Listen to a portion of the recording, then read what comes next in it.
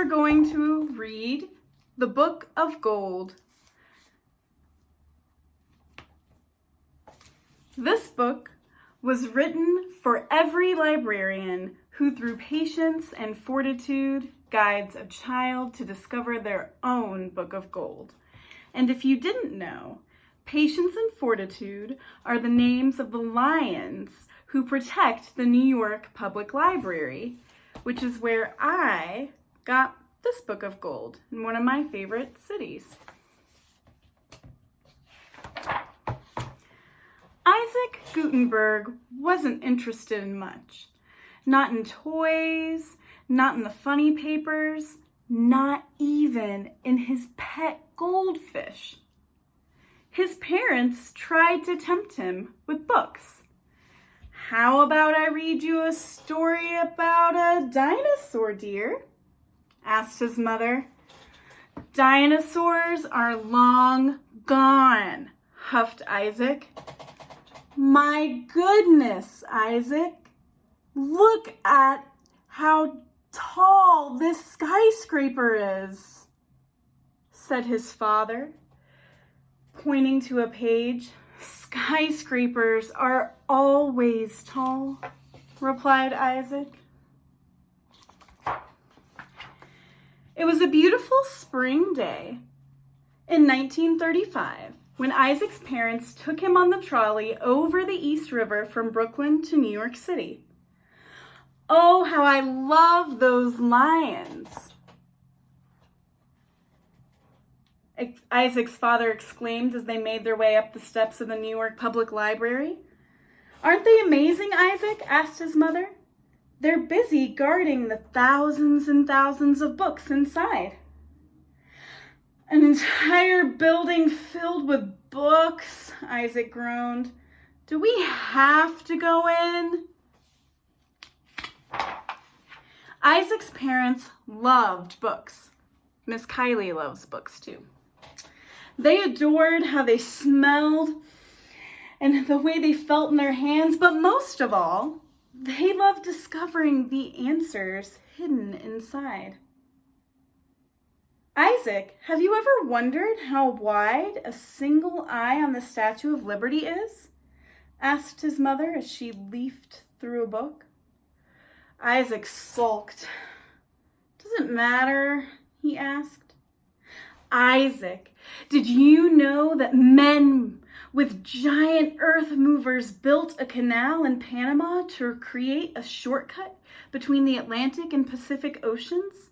Asked his father. But Isaac had his own question. Can we go home yet?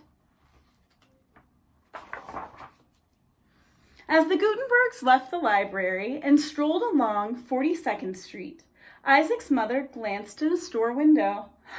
Ah, she said, this shop might have the perfect birthday gift for your Aunt Sadie. Isaac sighed. It was a strange store, filled floor to ceiling with curious things. There was an elephant head hanging on a wall and a suit of armor. There was even a dinosaur bone displayed beneath fancy glass dome. While his father and mother looked at the dusty knickknacks, Isaac sat down on the cold tile floor and waited.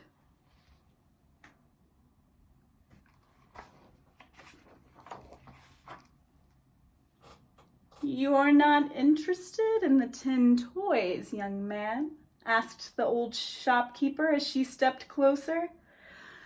Not really, he said. Then how about a steam locomotive? She asked. Nope, sighed Isaac.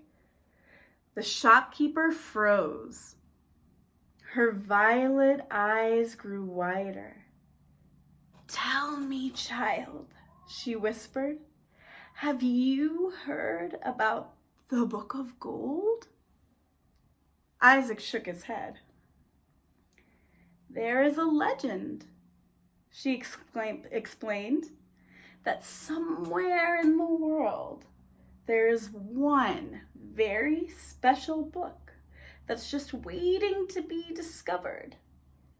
It will look like any other book, but it holds all the answers to every question ever asked. And when it is opened, it turns to solid gold. A book that turns into gold, asked Isaac. He couldn't imagine anything greater. He'd be rich. You mean I could be the one to find that book? Of course you could. The shopkeeper smiled knowingly. As the Gutenbergs left with Aunt Sadie's gift, the old shopkeeper called out to Isaac, "Good luck in your search, young man. You need patience and fortitude to find the book of gold." But Isaac didn't hear her. He was already out the door. Isaac ran into the first bookstore he could find. He opened a book about pirates, but nothing happened. He opened many other books and then slammed them closed. Isaac peeked into the window of a diner and saw a book on the counter. He ran and opened it, but the book didn't turn to gold. He noticed a book fall from a woman's purse. He picked it up excitedly, opened it, but again, nothing happened. On the trip home, he spied a book left on a trolley seat. He opened it, but this book didn't turn to gold either. Isaac flew up the stairs of his apartment and went straight to a cabinet filled with books. He opened one after another as fast as he could and dropped them even faster into a big pile. For days and months, Isaac continued to search. It was more difficult than he had ever imagined. As hard as he tried, he could not find the book of gold. But one day, something quite unexpected happened. Isaac opened a book called The 7 Wonders of the World, and a question popped into his head. Why don't the pyramids have windows? That was the first of many questions. With every new book he opened, Isaac grew more curious. How can something as heavy as a ship float? Who invented pizza? Were dinosaurs ever covered in fur? By the time he was 10 years old, Isaac's questions became even more profound. How did the number 8 get its name? If gravity didn't exist, could you still fly a kite? Why don't elevators also travel sideways?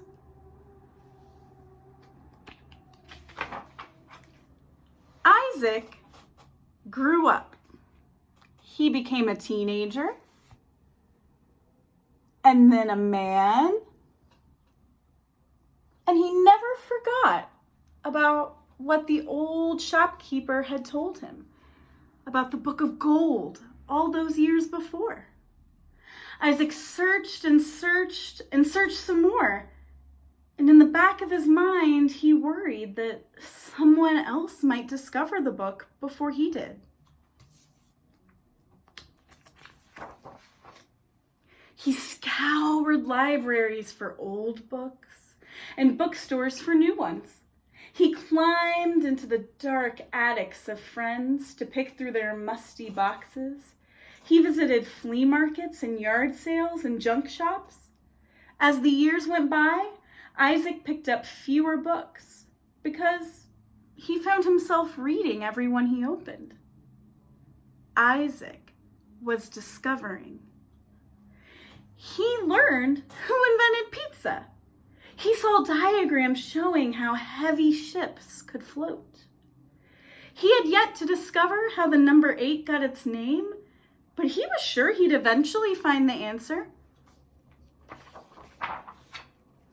Still, he kept searching. As he read more and more, Isaac's world grew bigger, and soon he found himself traveling great distances. One summer, he took a plane to India on a hunch that he might find the Book of Gold in a street bazaar in Calcutta.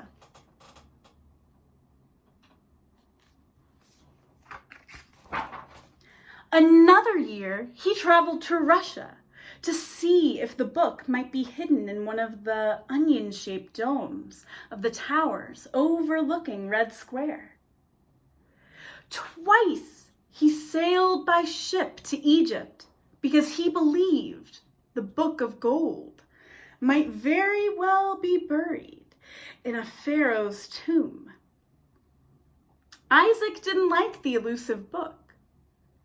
He didn't find it, but he finally learned why the pyramids had been built without windows.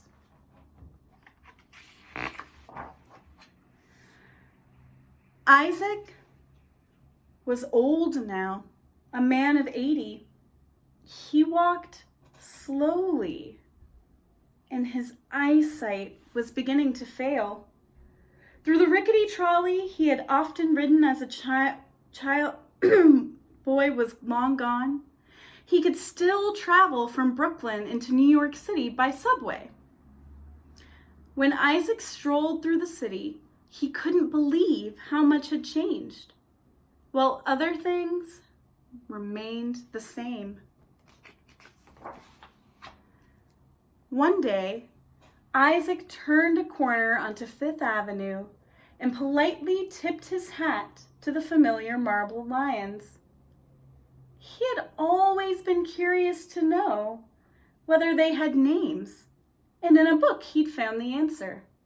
The lion on the left was named Patience, and the one on the right was Fortitude.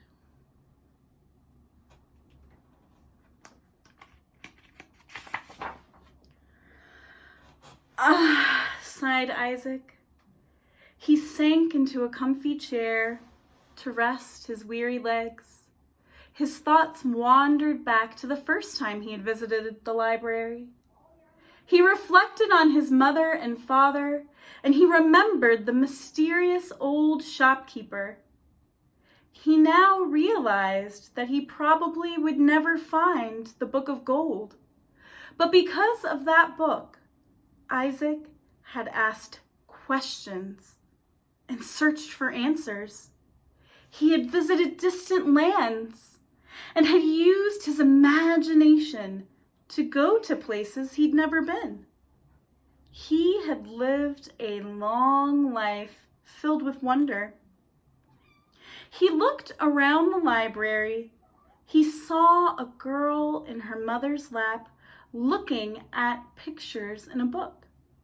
He watched a young man reach high to pull down a book about robots. He saw people leafing through pages, others reading in big, cozy chairs. They were all searching.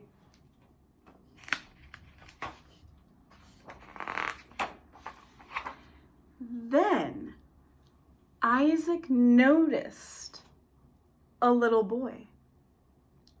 He was sitting at the same table piled with books where Isaac had sat so many years ago.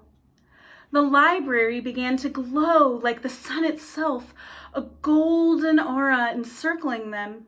Isaac stood up, steadied himself with his cane, and slowly approached the boy. Isaac's eyes grew wider. "Tell me, child," he whispered, "have you heard of the Book of Gold?"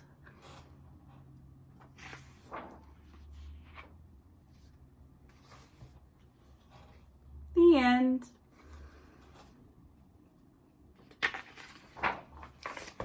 Books, books, books, books, books.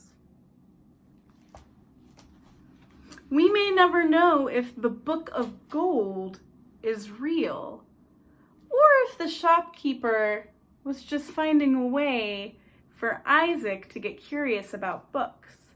But what we do know is that books take us on so many adventures. And even though Isaac never found the book of gold, perhaps what he found was even better. Thanks for sharing with me. Bye.